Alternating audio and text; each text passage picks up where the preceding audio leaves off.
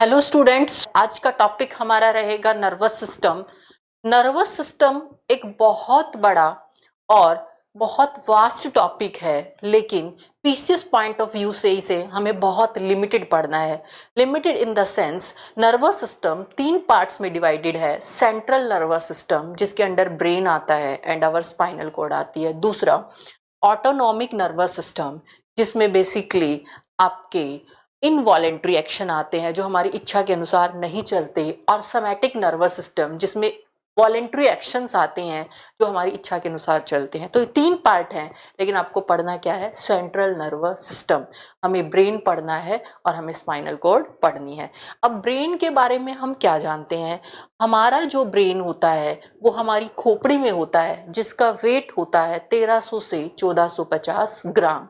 और 5 साल तक के बच्चे का हम मानते हैं, जब बच्चा पैदा होता है तो उसके ब्रेन के कुछ पार्ट डेवलप्ड नहीं होते, ये मानकर चलें तो 5 साल तक के बच्चे के ब्रेन का विकास कंप्लीटली हो जाता है। यानी कि उसमें जो जो पार्ट डेवलप हो जाने चाहिए वो सारे आ जाते हैं। अब वहाँ की सेल धीरे धीरे मैच्योर होती हैं और बहुत सारी चीज़ें हमें अपनी मैच्योरिटी तक समझ आती हैं। तो that is the different point. But 5 साल के बच्चे का ब्रेन कंप्लीटली हम डेवलप मानते हैं। सेकंड पॉइंट, हमने जो अभी तक अपने ब्रेन को यूज़ किया है वो अभी तक हमने सिर्फ 10% ऑफ अवर ब्रेन यूज किया। हमने सिर्फ 10% अपने ब्रेन को यूज किया। इसकी स्टडी तो हम भूल ही जाते हैं कि कंप्लीट स्टडी हम कर पाए कि नहीं कर पाए। हम अपने ब्रेन का सिर्फ आज तक मैक्सिमम 10% हिस्सा यूज कर पाए हैं। वो भी किसने किया था? एल्बर्ट आइंस्टीन नामक साइंटिस्ट ने यूज किया था।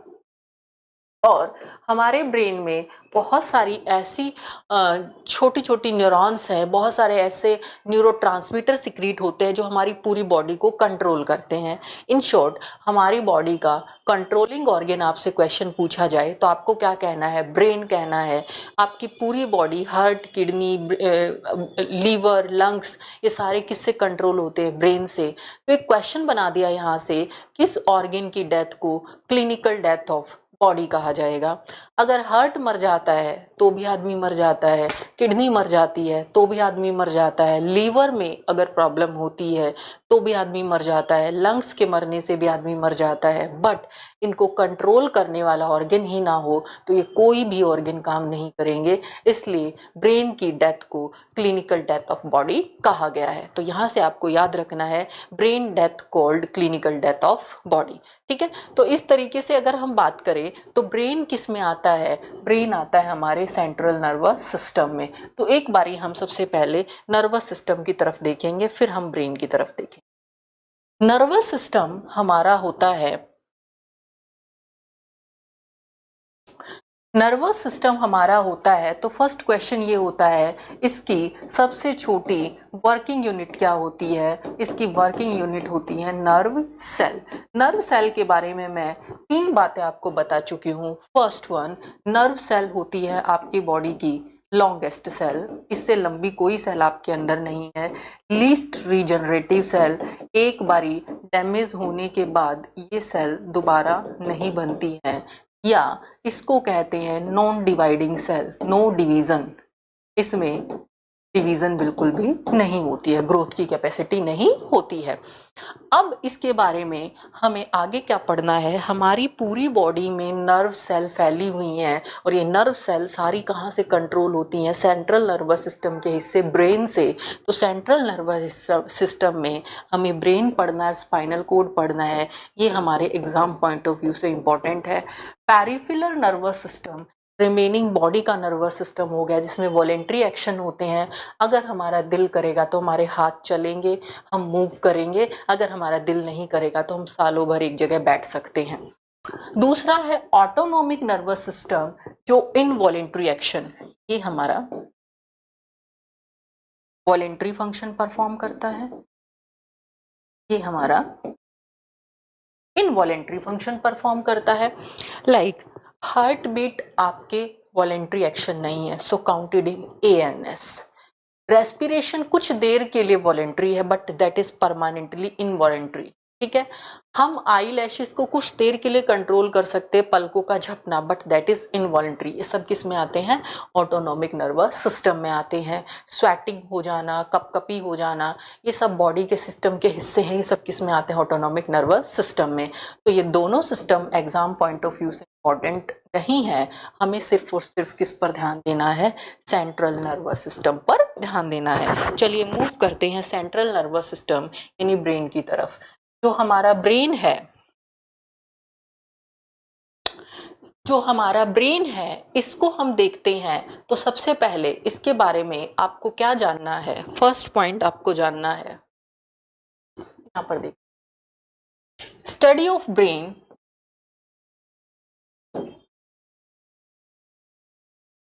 मस्तिष्क का अध्ययन कहलाता है encephalology. Study of brain is called encephalology. Study of nervous system is called neurology. हमारे ब्रेन का वेट कितना होता है? 1300 से 1450 ग्राम के नियर अबाउट। हमारे ब्रेन में कितनी न्यूरॉन्स होती हैं? 100 बिलियन ऑफ न्यूरॉन्स होती हैं। और ब्रेन किस सिस्टम का हिस्सा है? सेंट्रल नर्वस सिस्टम का। Brain death called clinical death of body. Brain is controlling organ of body. ये बातें हम इसके बारे में कहना चाहते हैं। अब ब्रेन के बारे में अगली बात आपको क्या कहनी है? ये जो ब्रेन है इसके कंस्ट्रक्टिव टिश्यू, इसका निर्माण करने वाले टिश्यू होते हैं white matter and grey matter.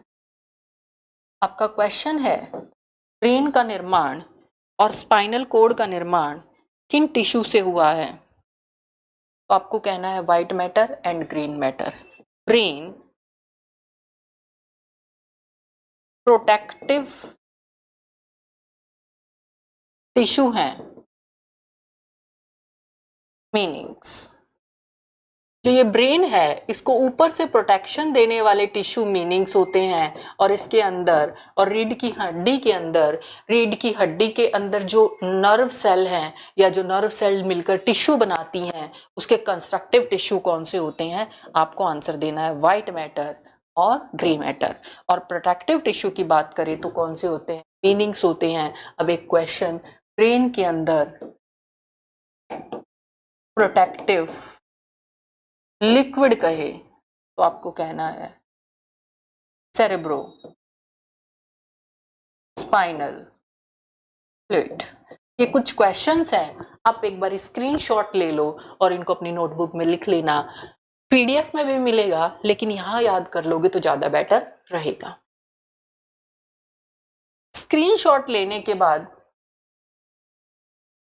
हम नेक्स्ट मूव करते हैं पार्ट्स ऑफ ब्रेन की तरफ। जो हमारा ब्रेन है इसके बेसिकली 3 पार्ट हैं। फोर ब्रेन यहां से यहां तक दिखता है, मिड ब्रेन थोड़ा सा यहां होता है अंदर की तरफ, और हिंड ब्रेन होता है नीचे की तरफ। फोर ब्रेन ऊपर की तरफ, मिड ब्रेन यहाँ पर छोटा सा स्मॉलेस्ट पार्ट ऑफ ब्रेन, और हिंड ब्रेन दिखता है पीछे की तरफ। तो जो हमारा फोर ब्रेन है,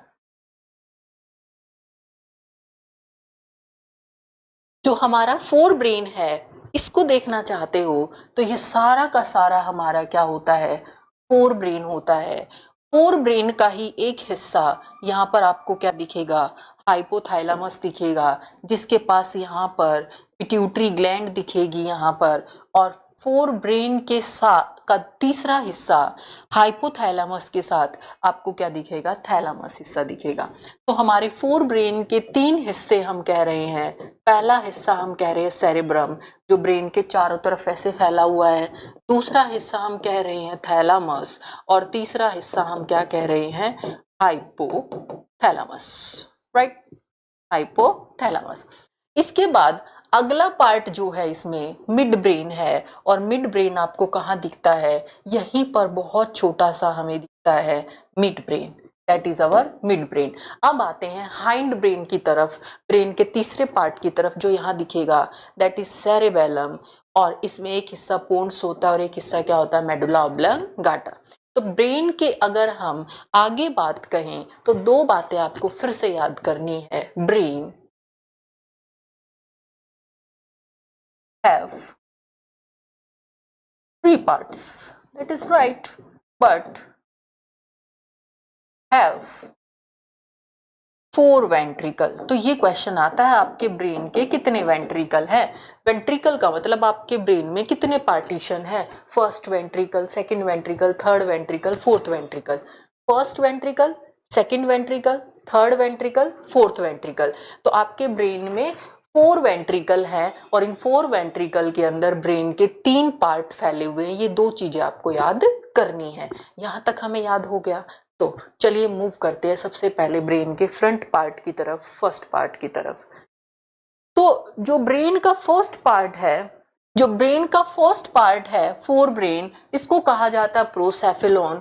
मिड पार्ट को बायो में कहते हैं मेसेंसेफेलॉन और हाइंड पार्ट को बायो में कहते हैं रोम्बनसेफेलॉन। एग्जाम में रोम्बनसेफेलॉन कौन सा है, मेसेंसेफेलॉन कौन सा है, प्रोसेफेलॉन कौन सा है, इससे कहीं से क्वेश्चन नहीं आता। क्वेश्चन कैसे आता है, सीधे उस पर चलते हैं। क्वेश्चन आता है, फोर ब्रेन के तीन पार्ट हैं and first part is called the cerebrum.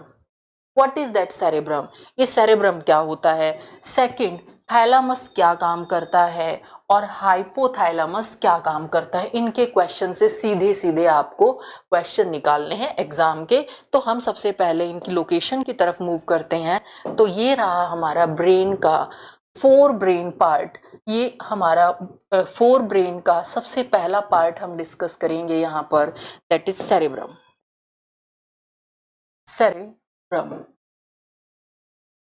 Cerebrum section को हम देख रहे हैं बिल्कुल सामने।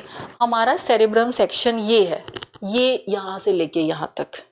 और इस सेरेब्रम सेक्शन के 5 पार्ट हैं, ध्यान से सुनना। फ्रंट वाला पार्ट, फोरहेड में नहीं, यहां पर अंदर की तरफ, फ्रंट वाला पार्ट फ्रंटल है, पीछे वाला पार्ट ऑसिपिटल है। बड़ाई से फ्रंटल, दैट इज ऑसिपिटल। कान के पास दोनों साइड राइट और लेफ्ट टेम्पोरल है, दैट इज टेम्पोरल।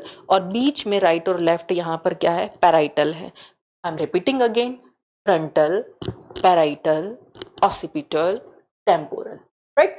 तो हर एक पार्ट जो सेरेब्रम का है अलग अलग फंक्शन परफॉर्म करता है। सबसे पहले हम ब्रेन का एक पार्ट पढ़ रहे हैं, दैट इज सेरेब्रम। हम ब्रेन का एक पार्ट पढ़ रहे हैं, दैट इज सेरेब्रम। इसके बाद आपको मैं पढ़ाऊंगी थैलामस और इसके बाद मैं आपको पढ़ाऊंगी क्या, हाइपोथैलामस। तो सबसे पहले पढ़ लेते हैं सेरेब्रम। सेरेब्रम में पांचों के पांचों पार्ट अलग अलग काम करते हैं। कभी कभी अलग अलग काम से क्वेश्चन आता है, लेकिन अभी कॉमन क्वेश्चन जानो कि क्या आता है। जो ये सेरेब्रम है ये देता है आपको मेमोरी। किसी चीज को आप कितने दिन तक याद रख सकते हो। हमारी मेमोरी की कैपेसिटी, हमारी ध्यान से सुनी गई बात को हम 450 साल तक याद रख सकते, that is our memory capacity. अब किसकी मेमोरी कम है, ज्यादा है? ध्यान से, हम मार्केट में बहुत सारी चीजें देखते हैं, बहुत सारे कपड़े देखते हैं, लेकिन एक हमें पसंद आ जाता है तो हमें बहुत दिनों तक याद रहता है, दैट इज परमानेंट मेमोरी। और बहुत सारी ऐसे देखी, ये क्या है, अनपरमानेंट मेमोरी। तो परमानेंट मेमोरी आपकी ब्रेन की क्या है, 450 साल है। सेकेंड, ये पार्ट आपको देता है IQ level. What is that IQ level? Input और आउटपुट के गैप को IQ लेवल कहते हैं। मैंने आपको कोई चीज समझाई, आपने उसको कितनी जल्दी समझ लिया। इनपुट और आउटपुट का गैप जितना कम होगा IQ लेवल उतना ज़्यादा अच्छा होगा। फॉर एग्जाम्पल, यहाँ पर जितने भी स्टूडेंट मेरे सामने हैं या सामने नहीं भी हैं, मान लो जितने भी स्टूडेंट PCS की प्रिपरेशन कर रहे हैं, by brain they are sharp, दिमाग उनका बहुत अच्छा है, but difference in IQ level, उनके अंदर डिफरेंस कहाँ आ गया IQ लेवल में? एक बच्चा एक बारी सुनता है, तुरंत समझकर आगे प्रोसीड करके क्वेश्चन पूछता है।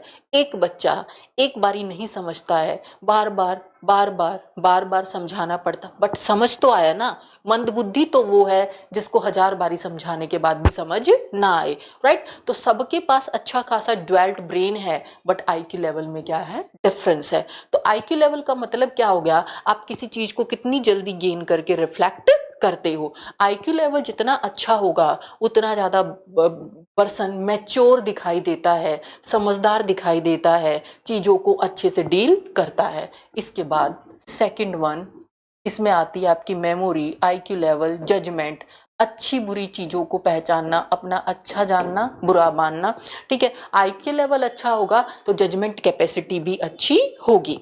इसके बाद आपका बिहेवियर, जी हाँ, आपका बिहेवियर, जितनी भी चीजें हम सोच समझ कर करते हैं, हमारी थिंकिंग, जितनी भी चीजें हम सोच समझ कर करते हैं वो सारी किससे होती हैं, सेरेब्रम से। थिंकिंग पे डिपेंड करता है हमारा बिहेवियर। फॉर एग्जाम्पल, अगर हमें ये लगे कि ये बात कहने से मम्मी पापा हमें डांटेंगे नहीं तो हम उनको कह देते हैं। अगर हमें ये लगे हमारे रूड बोलने से भी मम्मी पापा हमें नहीं डांटेंगे तो हम कभी कभी रूड भी बोल देते हैं। बट क्या हम प्रधानमंत्री के सामने रूड बोलते हैं? हम ये जानते हैं अगर ऐसा किया तो जज कर लेते हैं हम जेल में जाएंगे और हमारा ये नुकसान हो जाएगा। तो बगैर जजमेंट के आप कभी भी बिहेव नहीं करते हो। फिर से वही कहूंगी, एक पागल आदमी का बिहेवियर जो है बिल्कुल डिफरेंट होता है, नेचुरल होता है, वो किसी पर भी अटैक कर सकता है। तो उसका दिमाग डेवलप नहीं है, उसकी थिंकिंग कैपेसिटी अच्छी नहीं है, उसका जजमेंट अच्छा नहीं है, उसका आईक्यू लेवल अच्छा नहीं है, उसको मैड पर्सन कह रहे हैं। मैड का मतलब दिमाग उसका विकसित नहीं है। लेकिन हम सब यहाँ पर सबका दिमाग विकसित है, बट डायरेक्शन हमने अलग अलग दी हुई है। कुछ लोग उसको स्टडी की तरफ डायरेक्शन दे रहे हैं, कुछ लोग उसको खेल की तरफ डायरेक्शन दे रहे हैं, कुछ लोग उसको समझ ही नहीं आ रहा डायरेक्शन कहाँ दे रहे हैं, ठीक है। तो समझ ही नहीं आ रहा, इट मीन्स उसकी जजमेंट कहाँ है, प्रॉब्लम में है। अगर मेमोरी, आईक्यू लेवल अच्छा होता है तो बंदे की कंसंट्रेशन पर भी बड़ा फर्क पड़ता है। जैसे आप कहते हो कि मैम मेरी कंसंट्रेशन अच्छी नहीं है, इसलिए मेरी सिटिंग कैपेसिटी नहीं है, मैं सिर्फ 1 घंटे बैठता हूँ, उसके बाद मेरा दिमाग भटकने लगता है खेल की तरफ, चाय की तरफ, फ्रेंड्स की तरफ, हम मूवी की तरफ, किसी भी तरफ जाने लगता है, तो मेरी सिटिंग कैपेसिटी नहीं बनती। आपकी कंसंट्रेशन क्यों अच्छी नहीं है? क्योंकि आपने अभी तक डिसीजन नहीं लिया है कि मुझे पीसीएस क्लियर करना ही करना है, बाय हुक एंड क्रुक। जिस दिन आप ये डिसीजन यहां से ले लोगे, कहां से, सेरेब्रम से ले लोगे गाइस, जिस दिन ये डिसीजन ले लोगे कि आज हमें पीसीएस क्लियर करना है, आज अभी इसी साल में, तो आप लगातार मेहनत करोगे, दिन रात मेहनत करोगे, एक जुनून आ जाता है। क्योंकि जब ये सोच लेता है तो ये करके दिखाता है। अगर ये ढंग से सोचता ही नहीं तो इसकी मेमोरी में चीजें जाती नहीं। फिर कहा जाता है जो आपका एम है, जो आपका टारगेट है, कभी कभी आप भूलने लगो तो सबसे पहले उसको अपने रूम में लगा कर रखो कि मुझे पीसीएस क्लियर करना है। क्यों क्लियर करना है? क्योंकि मुझे जिंदगी में आगे स्ट्रगल नहीं चाहिए। मैं सिर्फ इसी साल स्ट्रगल करना चाहता हूँ और इस साल स्ट्रगल करके जॉब लेना चाहता हूँ। इसके बाद मुझे अपनी जिंदगी में ज्यादा स्ट्रगल नहीं चाहिए। या आप यूपीएससी की तरफ जाना चाहते हो, दैट इज सेकेंडरी। लेकिन कुछ लोग ऐसे होते हैं, कुछ नहीं मैक्सिमम ऐसे होते हैं, अरे जाने दो, आज नहीं, अभी जीवन बाकी है, अगले साल पीसीएस करेंगे, अभी तो बस ग्रेजुएशन ही हुआ है, लाइफ बाकी है, अगले साल पे। तो हमने कुछ स्टोरियां ऐसी सुनी है कि आगे की अगर सोचते रहोगे तो प्रेजेंट में भी कुछ नहीं कर पाओगे। प्रेजेंट में करने की कोशिश करो तो आपका फ्यूचर सुधर जाता है। तो ये प्रेजेंट और फ्यूचर का सारा फंडा किससे चलता है? सेरेब्रम से। तो ये सेरेब्रम के फंक्शन हो गए। क्विक रिवीजन की तरफ जाऊं तो जितने भी सोचने समझने के काम है सारे किससे होते हैं? सेरेब्रम से। सारे question, memory, IQ level, judgement, behaviour, thinking, decision, concentration, exam के लिए सिटिंग कैपेसिटी, एग्जाम के लिए जुनून, ये सारा किससे आता है? सेरेब्रम से आता है। ये डायरेक्ट क्वेश्चन हो गए। अब दूसरा क्वेश्चन इतना बड़ा दिख रहा है, ये फर्स्ट, सेकंड, थर्ड, फोर्थ, इसके 5 पार्ट हमें दिख रहे हैं। तो ये सेरेब्रम होता है हमारा बिगेस्ट पार्ट ऑफ ब्रेन। हमारे ब्रेन का सबसे बड़ा पार्ट अगर आपसे क्वेश्चन पूछे तो आपको आंसर क्या देना है? Ma'am that is cerebrum. यहां तक क्वेश्चन क्लियर है? बिल्कुल क्लियर है। नेक्स्ट मूव करते हैं हम इसके इनडायरेक्ट क्वेश्चन की तरफ। What is that indirect question?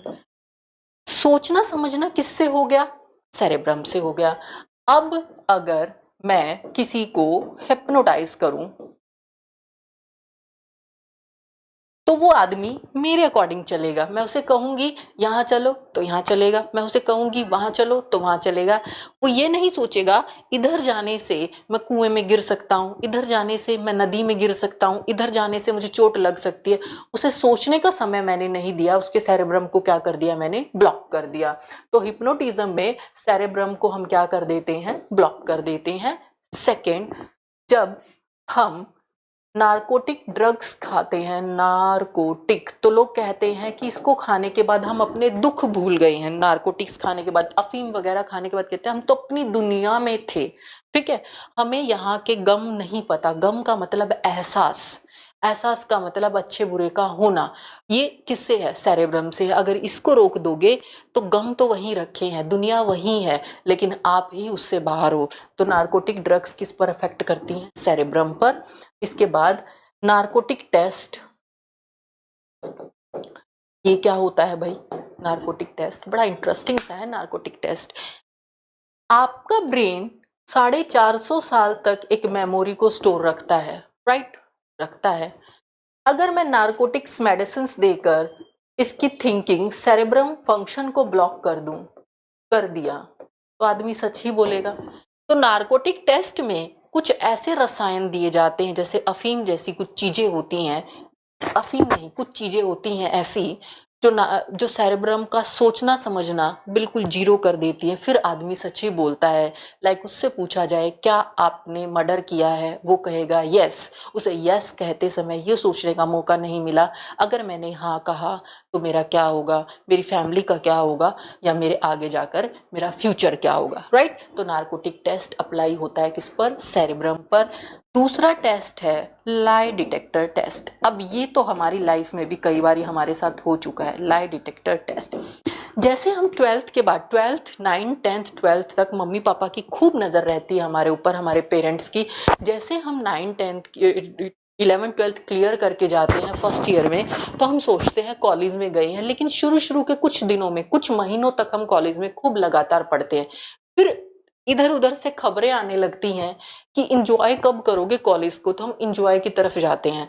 हम मूवी देखना प्रेफर करते हैं, दोस्तों के साथ घूमना प्रेफर करते हैं। अब उसमें पेरेंट्स तो अलाउ नहीं करेंगे, वो तो कहेंगे पढ़ने के लिए आपको कॉलेज भेजा गया है, राइट। और वो उतना नजर भी नहीं रख रहे। लेकिन बीच बीच में जब आपके हाव भाव से उनको समझ आने लगेगा कि शायद बच्चा पढ़ नहीं रहा है, मार्क्स कमा रहे हैं, तो एक दिन से पापा अचानक से बोलते हैं बेटा कहाँ गए थे, तो आप कहते हो कॉलेज गया था। पापा कहते नहीं, आपके पापा एक्सप्रेशन बनाते हुए, स्ट्रॉन्ग फेशियल एक्सप्रेशन बनाते हुए, सोचकर, नहीं, आपके अंकल ने आपको सिनेमा हॉल में देखा था।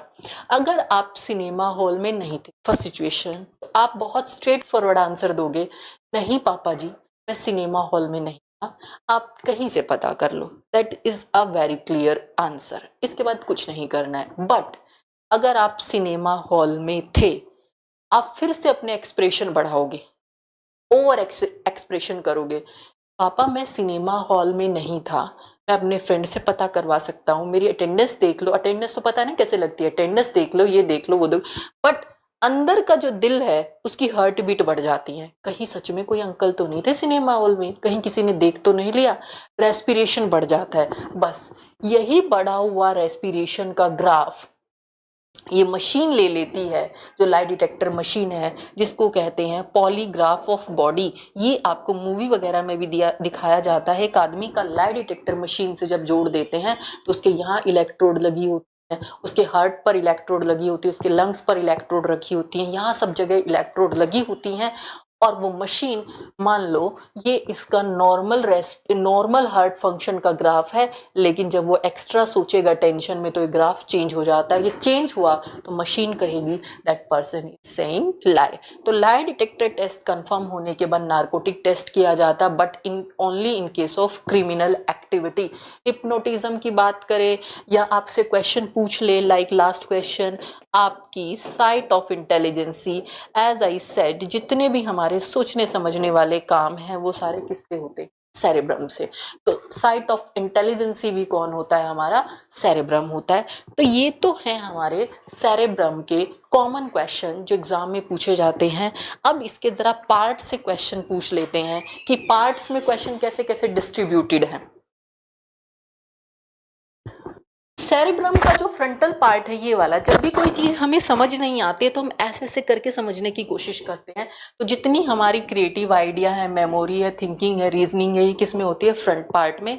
सेरेब्रम का पैराइटल पार्ट है ये वाला पार्ट, एक एंटीना की तरह है, आपकी लोकेशन डिसाइड करता है स्पेस में आपकी लोकेशन कहाँ है। ठीक है, क्वेश्चन नहीं आता है तो लीव कर देते हैं, यहाँ आते हैं। सेरेब्रम का टेम्पोरल पार्ट और सेरेब्रम का ऑसिपिटल पार्ट। सेरेब्रम का जो टेम्पोरल पार्ट है क्या दिख रहा है? टी ई फॉर क्या हो गया? ईयर। ईयर का मतलब क्या हो गया? Audio function. जितने भी ऑडियो फंक्शन है वो किससे होते हैं? कान को कंट्रोल करना, सुनने की प्रक्रिया। ये क्वेश्चन आता है ऑडियो फंक्शन किससे कंट्रोल होते हैं? टेम्पोरल से। अब आप कहोगे ई फोर तो आईज भी होता है, आईज फंक्शन किससे कंट्रोल होते हैं? ऑसिपिटल लोब से। अब कहोगे मैडम यहाँ टेम्पोरल टी ई करवा दिया, यहाँ ई। आईज कैसी होती है? शेप में राउंड। ऑसिपिटल भी कैसा है? राउंड है। तो आईज राउंड शेप की, ऑसिपिटल भी राउंड, ऐसे याद कर लेंगे। टी के बाद ई आया तो टेम्पोरल लोब किसको देखता है? ऑडियो को, और आईज का मतलब वीडियो फंक्शन को। अब इसमें एक चीज क्या है जो हमारी जर्नल कंपटीशन की बुक में है, थोड़ा सा यहाँ गलत लिखा हुआ है। जो हमारा मिड ब्रेन है वो ऑडियो वीडियो फंक्शन को कंट्रोल करता है, ऐसा लिखा है किसी किसी बुक में। ठीक है, लेकिन फैक्ट क्या है? सबसे पहले आंखों का मैसेज जाता है मिड ब्रेन को, और मिड ब्रेन से आंखों का मैसेज किसको चला जाता है? ऑसिपिटल लोब को। और ऑसिपिटल लोब आपको देता है कि आपने क्या देखा, what you have seen, right. इसके बाद अगर आप कुछ सुनते हो तो मैसेज किसको जाता है? मिड ब्रेन को। फिर किसको जाता है? टेम्पोरल लोब को। और टेम्पोरल लोब बताता है कि आपने क्या सुना, हियरिंग कैपेसिटी। तो मिड ब्रेन क्या है? ट्रांसमिशन सेक्शन है, इंटरमीडिएट सेक्शन है, जो ऑसिपिटल और टेम्पोरल को मैसेज ट्रांसमिट करता है आंखों से लेकर और कान से लेकर, बट ये खुद इन मैसेज को कोडिंग नहीं करता है। ठीक है, तो ये इसके क्वेश्चन हो गए किसके? हमारे सेरेब्रम के। नेक्स्ट मूव करते हैं हम किसकी तरफ? थैलामस की तरफ। इससे बहुत बड़े बड़े क्वेश्चन नहीं है।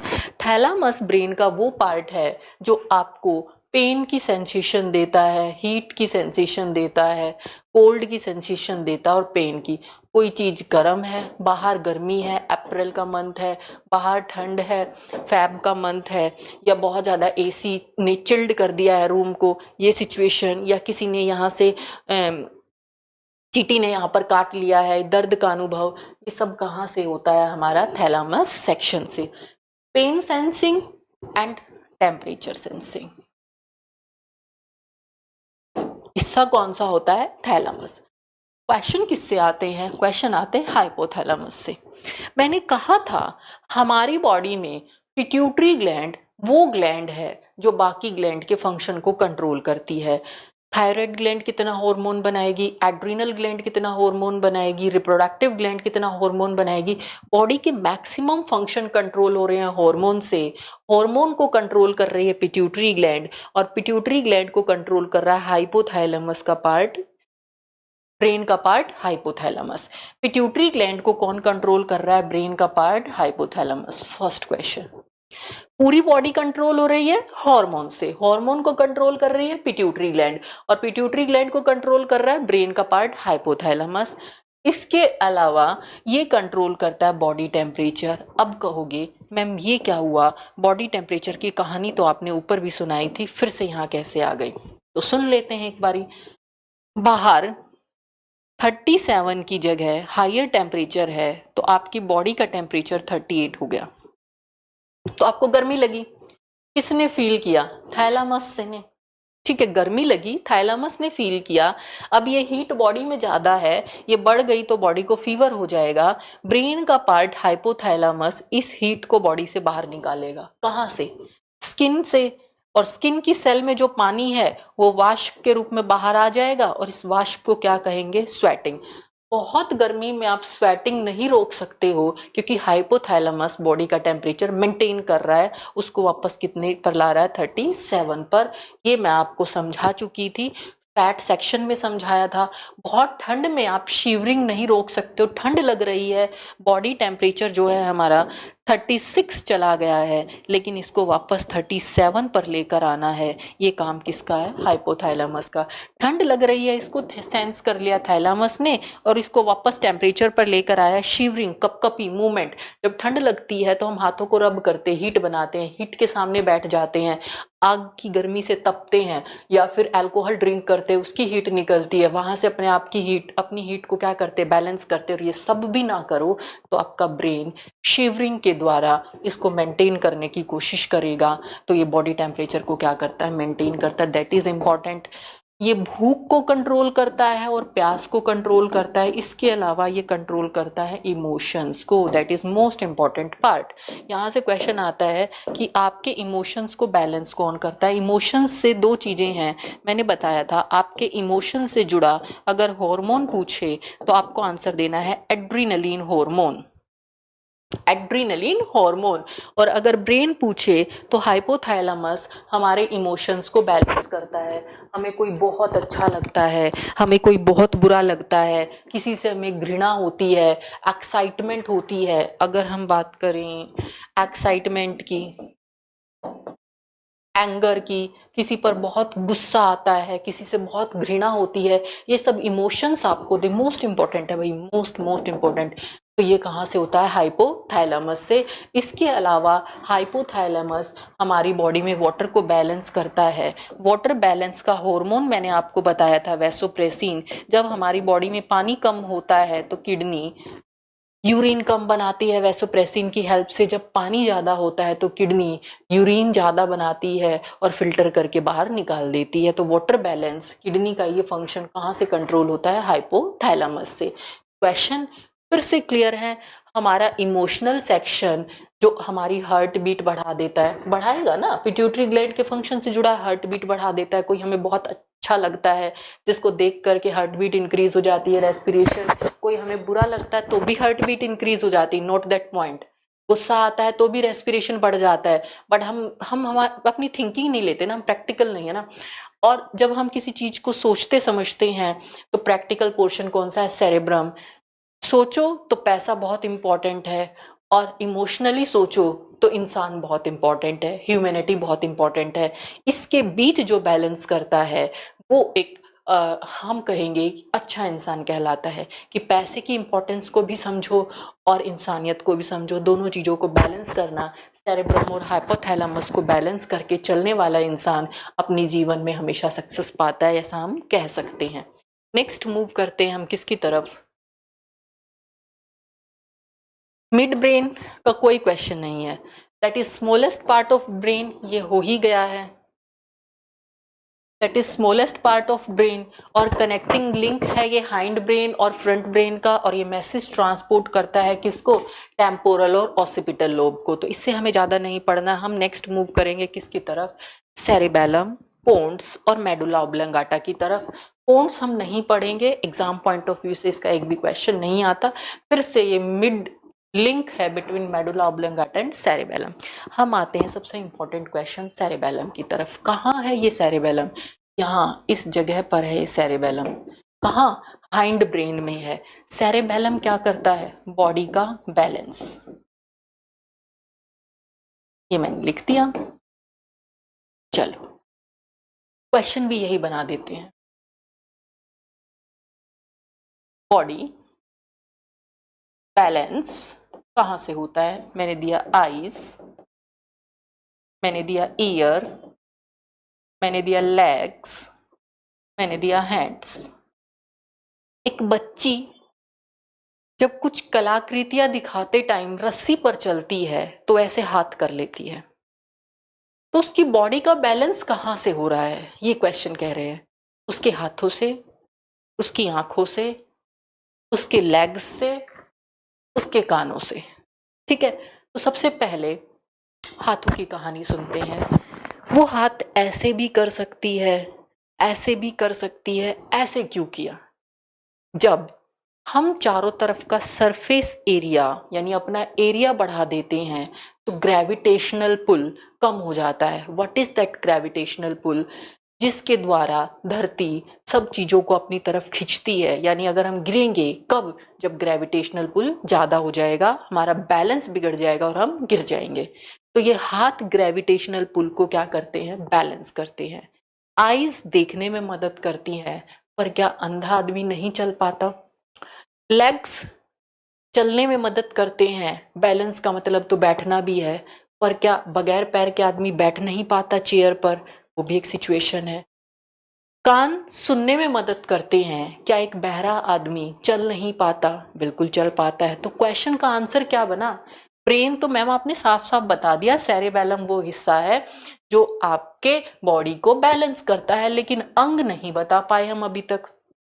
हमारा जो इंटरनल ईयर है इसमें एक लिक्विड होता है लिब्रिंथ।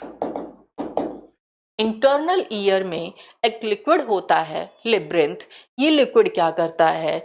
यहां से सेरेबेलम को जाता है और सेरेबेलम बॉडी को बैलेंस करता है। So question is what? Body balance कहां से होती है? अगर आंसर में सेरेबेलम आ जाए देन इट इज ओके। अगर आंसर में इंटरनल ईयर आ जाए तो students then it is also okay. Both आ जाए तो भी ओके। बट हमेशा मैं मल्टीपल आंसर पर काम करती हूँ, दोनों में से एक बताना पड़े तो काम इसने किया है, हेल्प इसकी लिए, तो बेस्ट आंसर हम क्या देंगे? सेरेबेलम। क्वेश्चन क्या है? अगेन नेक्स्ट क्वेश्चन क्या है? अल्कोहल ड्रिंक करने के बाद आदमी का सबसे पहले बैलेंस बिगड़ता है, तो उसके कहाँ अफेक्ट करता है? सेरेबेलम पर। राइट है। बहुत ज्यादा ड्रिंक कर लेता है तो मानसिक संतुलन, सोचने समझने की शक्ति भी खराब हो जाती है। क्या अफेक्ट हो जाता है? सेरेब्रम। अगर दोनों आ जाए तब तो कोई दिक्कत नहीं है, लेकिन एक बताना पड़े तो पहले प्रॉब्लम किस पर हुई? बैलेंस पर। ना वो लिख पाएगा, ना वो चल पाएगा, ना वो ड्राइविंग कर पाएगा, क्योंकि उसकी बॉडी में कहीं भी बैलेंस नहीं है। इवन दो आई मूवमेंट भी चेंज हो जाती है क्योंकि वहां भी बैलेंस नहीं है। तो दो क्वेश्चन है, बॉडी बैलेंस कहाँ से होती है? सेरेबेलम से या इंटरनल ईयर से? दोनों आंसर ठीक है, बट एक बताना पड़े तो सेरेबेलम। अल्कोहल पीने के बाद कौन सा भाग अफेक्टेड होता है? सेरेबेलम की सेरेब्रम? तो सेरेबेलम ज्यादा अफेक्टेड होता है इन कंपैरिजन टू सेरेब्रम। जब हम सीढ़ियों से पीछे की डायरेक्शन में जाते हैं तो अपना बैलेंस खूब बनाते हैं, तो हमारा कौन सा पार्ट ज्यादा काम करता है? सेरेबेलम। यहाँ तक हमें क्वेश्चन क्लियर आ गए? बिल्कुल क्लियर हो गए। सेरेब्रम सोचता समझता है, सेरेबेलम बैलम में ही बैलेंस है। सेरेब्रम और सेरेबेलम में फंस जाते हो ना। सेरेब्रम सोचता समझता है, भ्रम दूर करता है, सोचता है समझता है। सेरेबेलम बैलम में ही बैलेंस है। सेरेबेलम क्या करता है? बैलेंस करता है। ये मेरी ट्रिक है। आपको जरूर बताना कमेंट बॉक्स में कि क्लासेस कैसी लग रही है। मैं फिर से कह रही हूँ, मैं 80 to 85% सिलेबस फिनिश कर चुकी हूँ।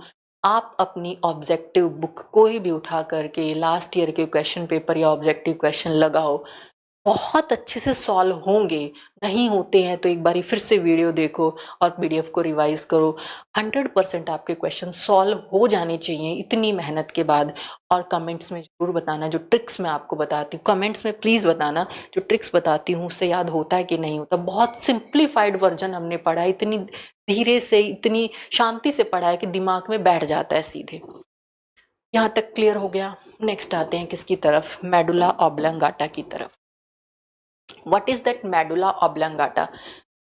ये जो हमारा ब्रेन है, that is our brain, that is different part of brain। और लास्ट में क्या है? सेरेबेलम है।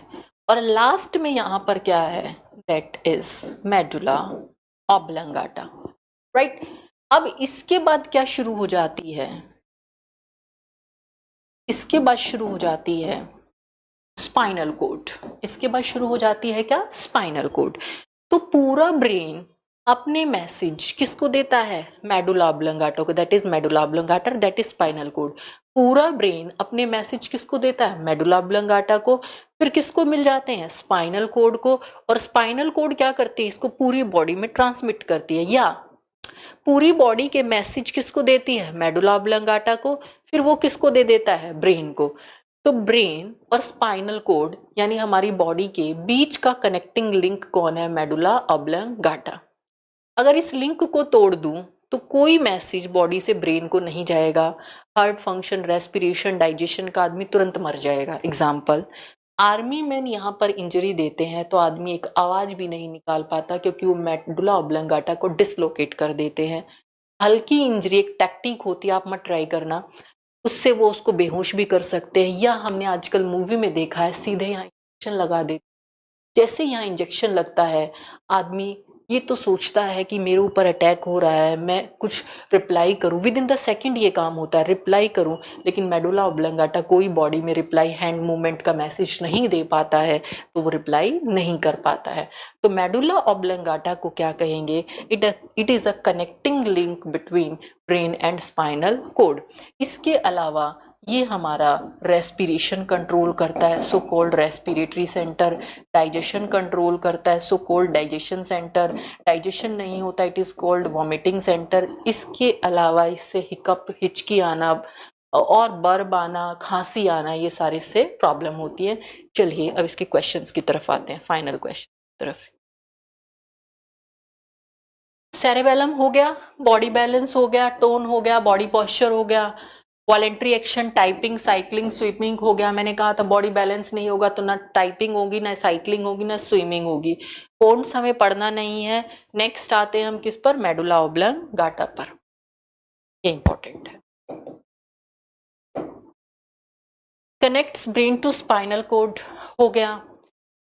Control heart function, so cardiac centre कहलाता है, हो गया। Control respiration, so called respiratory centre, हो गया। कंट्रोल्स ब्लड वेसल्स, ये हार्ट फंक्शन में ही आ गया। इसको वॉमिटिंग सेंटर भी कहते हैं, इसकी वजह से हिकअप, स्वॉलिंग, कफिंग, किसी चीज को निगलना, खाना, हिचकी आना, स्नीजिंग, वॉमिटिंग, ये सारे किससे होते हैं? मेडुला ऑब्लंगाटा से। दो चीजें आपको याद कर लेनी है इसमें। First one is respiratory centre, second one is vomiting center.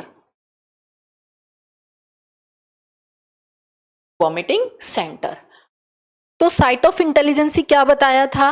Cerebrum. भ्रम किससे दूर करते हैं? सेरेब्रम से। बैलेंस किससे बनाते हैं? सेरेबेलम से। हाइपोथैलेमस से क्या करते हैं? इमोशंस में चले जाते हैं। और मेडुला ऑब्लंगाटा क्या है? रेस्पिरेटरी सेंटर और वॉमिटिंग सेंटर है। इसके अलावा ये कनेक्टिंग लिंक है between brain and spinal cord. आगे देखते हैं इसमें क्या है। आगे है इसमें हमारा स्पाइनल कोड। स्पाइनल कोड में या पूरी ब्रेन में, स्पाइनल कोड क्या, ब्रेन भी जोड़ देती हूँ। दो तरीके के नर्वस टिश्यू होते, grey matter, white matter, starting में बता चुकी हूँ। स्पाइनल कोड ये पढ़ना है, रिफ्लेक्स एक्शन देती है। क्या होता है रिफ्लेक्स एक्शन? हम बहुत ध्यान से, बहुत कंसंट्रेशन से अपना पढ़ रहे थे, एकदम किताबों में ध्यान था, ये सारा सेरेब्रम कहाँ था? किताबों में था। अचानक से हमारे फ्रेंड ने चुपके से आकर यहाँ टच किया, हम यूं डर गए। हमने, मतलब डरने का मतलब क्या है? हमने एक रिफ्लेक्स एक्शन दिया, हटो कौन है, हटो कौन है, ये रिफ्लेक्स एक्शन हमने दिया। तो उस समय क्या हुआ था फ्रेंड्स? उस समय आपका दिमाग एक जगह टिका हुआ था और रीढ़ की हड्डी ने टच का सेंसेशन लिया और ब्रेन को देना था, लेकिन ब्रेन तो किसी जगह बिजी था, तो इसने वापस खुद ही वापस कर दिया। जब ब्रेन किसी जगह बिजी होता है, बहुत ध्यान में लगा होता है, तो रीढ़ की हड्डी बॉडी से मैसेज लेकर खुद ही रिफ्लेक्स कर देती है। इसको कहते हैं रिफ्लेक्स एक्शन। कीट को देखते ही पैर पीछे करना, ये ना सोचना बीच में कि कीट मरा पड़ा है, इससे हमारे पैर पर कोई चोट नहीं आएगी। हम बहुत ध्यान से म्यूजिक सुन रहे थे और अपनी धुन में गाड़ी चला रहे थे, ड्राइविंग कर रहे थे। अचानक से रॉन्ग साइड से या कहीं से भी कोई आता है। जब हम गाड़ी चलाते तो हम अवेयर रहते हैं किसी भी रॉन्ग साइड से कोई आ ना जाए। हम अपनी धुन में म्यूजिक सुन रहे थे, गाड़ी चला रहे थे, अचानक से रॉन्ग साइड से कोई आता है, आप गाड़ी एकदम से ड्राइव चेंज कर देते हो, ड्राइविंग मोड चेंज कर देते हो।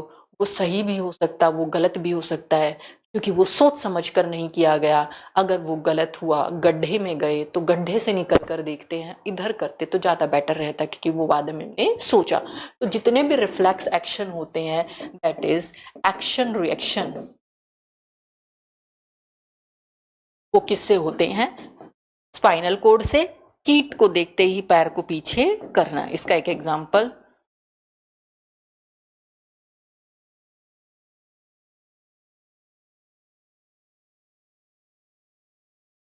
राइट, ये स्पाइनल कोड के फंक्शन है। इसके बाद नेक्स्ट है हमारी व्हाट इज द मीनिंग। ये मैं स्टार्टिंग में ही बता चुकी हूँ। जो हमारी ब्रेन की आउटर प्रोटेक्टिव कवरिंग होती है, जो प्रोटेक्शन प्रोवाइड करती है, इसको मीनिंग कहते हैं। इस मीनिंग में कुछ बैक्टीरिया इन्फेक्शन कर सकते हैं, कुछ वायरस इन्फेक्शन कर सकते हैं। वायरस कहाँ गया? वायरस, कुछ बैक्टीरिया और इस बैक्टीरिया एंड वायरस। वायरस ये रहा, वायरस जैसे जीका फीवर का वायरस पढ़ाया था मैंने, जैसे जापानी फीवर का वायरस, जैसे हम कुछ और वायरस की बात करें जिसमें एन्सेफलाइटिस वगैरह हो जाता है, चमचम फीवर का वायरस। ये वायरस क्या करते हैं? मीनिंग्स को इन्फेक्शन करते हैं। और अकेला बैक्टीरिया जो मीनिंग्स को इन्फेक्शन करता है उसको कहते हैं मीनिंगो कोकस बैक्टीरिया।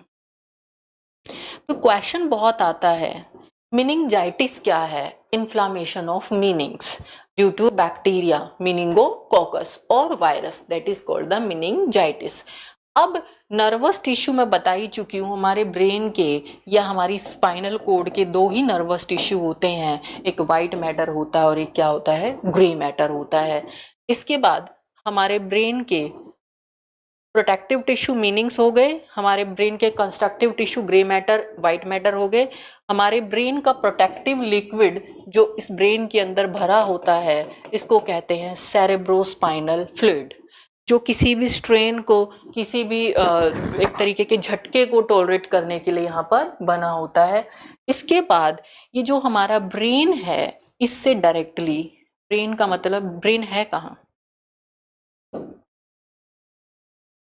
ये ब्रेन है हमारा क्रेनियम में, तो क्रेनियल से निकलती है, सीधे ब्रेन से निकलती है 12 पेयर ऑफ नर्व, और ये सारी नर्व कहाँ जाती हैं? फेस की तरफ। इसके बाद मेडुला ऑब्लांगाटा को क्रॉस करते हुए 31 पेयर ऑफ न्यूरॉन निकलती हैं और वो रीढ़ की हड्डी के द्वारा पूरी बॉडी में ट्रांसमिट की जाती है, जिनको कहते हैं स्पाइनल न्यूरॉन। तो आपके पास कितनी क्रेनियल न्यूरॉन है जो फेशियल एक्सप्रेशन को, फेशियल मूवमेंट को, स्पीच को, यहाँ यहाँ आईज, इन सब को कंट्रोल करती है? That is 12 pair of cranial neuron और 31 पेयर ऑफ स्पाइनल न्यूरॉन। तो हमारे पास 31 पेयर ऑफ स्पाइनल न्यूरॉन है और 12 पेयर ऑफ क्या है? क्रेनियल न्यूरॉन है। ये आपको याद कर लेना है। इसके बाद ये चैप्टर ऑलमोस्ट फिनिश होने वाला है। सोमैटिक नर्वस सिस्टम बता ही दिया मैंने, वॉलेंट्री एक्शन देता है। Autonomic nervous system involuntary action देता है। न्यूरोट्रांसमीटर में पढ़ा चुकी हूँ, एसिटाइल कोलिन जो आपको हैप्पीनेस देता है, एंजाइटी से दूर रखता है। डोपामीन जो होता है वो हमारी मसल टोन को कंट्रोल करता है, हमारी मूवमेंट को। अगर डोपामीन नहीं होगा तो हाथों में ट्रिमर्स आने लगते हैं, ऐसे हाथ पैर से कांपने लगते हैं, बोलते समय जबड़ा कांपने लगता है। गाभा जो होता है, गाभा अमीनो ब्यूटारिक एसिड होता है, टायरोसिन, ट्रिप्टोमिन मिल्क वगैरह से बनता है, ये सब मैंने आपको बता दिया था। सो इनका अब यहाँ पर कोई डिस्कशन नहीं होगा। सिंथेटिक पैरासिम्थेटिक नर्वस सिस्टम इसलिए दिया हुआ है ताकि आपका कंटेंट कंप्लीट हो जाए, एग्जाम पॉइंट ऑफ व्यू से इट इज क्रॉस्ड। ये हेयर्स को इरेक्ट करता है जब ठंड लगती है, ये हेयर्स को स्लांटिंग पोजीशन में रखता है, नॉर्मल पोजीशन में रखता है। ये प्यूपिल्स को डायलेट करता है, कब? जब लाइट कम होती है। ये प्यूपिल को कॉन्स्ट्रिक्ट करता है, कब? जब लाइट क्या होती है? बहुत तेज होती है।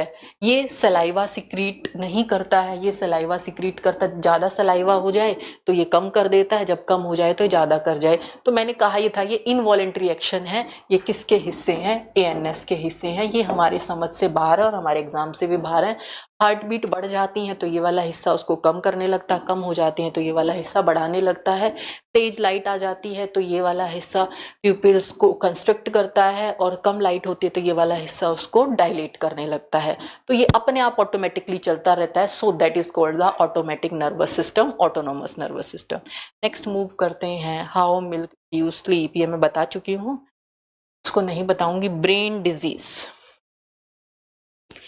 मेनिंजाइटिस इसमें से याद करना नहीं है, बिल्कुल रट लेना है।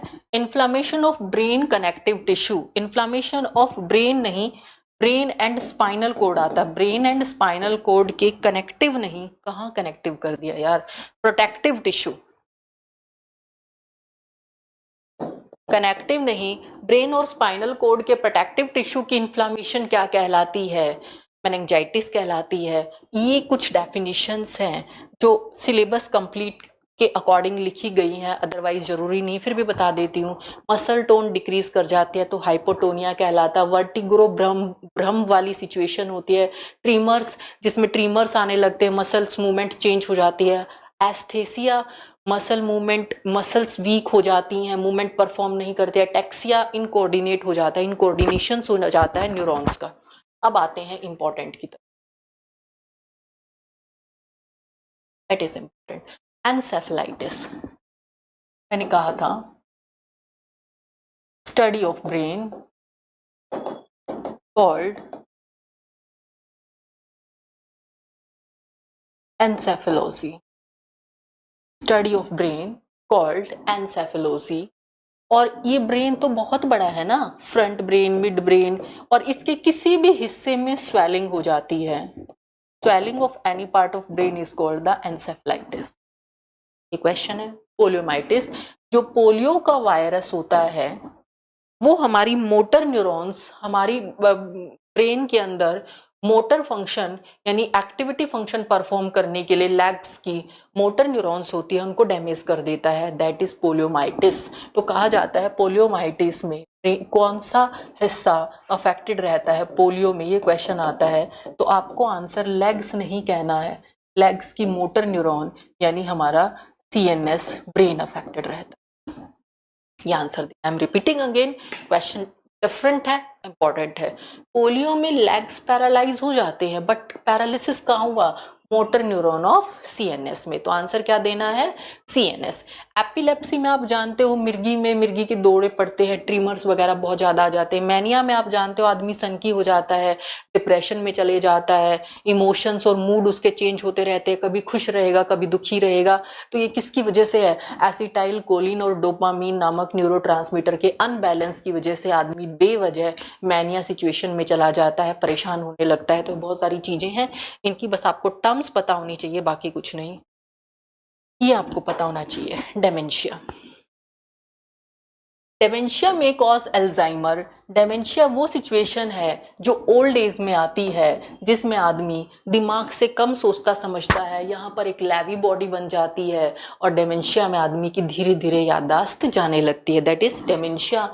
अब याद ये करना है, डेमेंशिया में याद करना है। पार्किंसंस में क्या याद करना है, पार्किंसंस में याद करना है जब हमारी बॉडी में डोपामीन नाम का न्यूरोट्रांसमीटर नहीं बनता है तो हमारे हैंड्स और लेग्स की मूवमेंट कंट्रोल्ड नहीं रहती है। जैसे हम बोलेंगे तो जबड़ा कांपने लगेगा, कुछ उठाएंगे तो ऐसे हाथ में ऐसे ट्रिम्बलिंग ऑफ हैंड्स और लेग्स होने लगती, जो बुढ़ापे में कॉमन है लेकिन अभी होने लगे, तो दैट इज पार्किंसंस। क्यों, क्योंकि डोपामीन बॉडी में क्या बन रहा है, कम। तो पार्किंसंस बीमारी, PD याद करो, PD, पार्किंसंस बीमारी का कारण है डोपामीन की बॉडी में कमी, और इसमें क्या होता है, ट्रिम्बलिंग्स ऑफ हैंड्स एंड लेग्स। इसके बाद नेक्स्ट क्या याद करना है, अल्जाइमर डिजीज। अल्जाइमर को कहते हैं गजनी, गजनी को कहते हैं शॉर्ट टर्म मेमोरी लॉस। इसमें आदमी थोड़ी थोड़ी देर में बहुत सारी चीजें भूलने लगता है और उसको बहुत देर बाद याद भी आ सकती, नहीं भी आ सकती, क्योंकि ब्रेन की नर्व सेल डैमेज हो जाती हैं, क्योंकि ब्रेन के अंदर bye genetic problem, genetic issue की वजह से एक गलत प्रोटीन बन जाती है, अमीलोइड प्रोटीन। क्या याद करना है, PD, पार्किंसंस में डोपामीन, अल्जाइमर अमाइलोइड प्रोटीन। तो अल्जाइमर का मतलब क्या है, A²। तो ये आपका ब्रेन यानी नर्वस सिस्टम फिनिश होता है, ये आपको इतना ही पढ़ना था, इसके बाद हमें पढ़ना है। तो आज की क्लास यहाँ पर ख़त्म होती है। आपने ये पढ़ लिया हिप्नोटिज्म कहाँ से होता है, साइट ऑफ इंटेलिजेंसी कहाँ है, लाई डिटेक्टर टेस्ट कहाँ है, रेस्पिरेटरी सेंटर कहाँ है, वॉमिटिंग सेंटर कहाँ है, पार्किंसंस पीडी डोपामीन की वजह से होती है, अल्जाइमर अमाइलॉइड प्रोटीन की वजह से होती है, एपिलेप्सी मिर्गी होती है, डेमेंशिया विटामिन B3 में भी बताया था मैंने, B3 की कमी की वजह से डेमेंशिया हो जाता है, जिसमें आदमी सोचता समझता नहीं और चीज़ों को ज़्यादा भूलता है। तो आज की क्लास हम यहीं पर समाप्त करते हैं।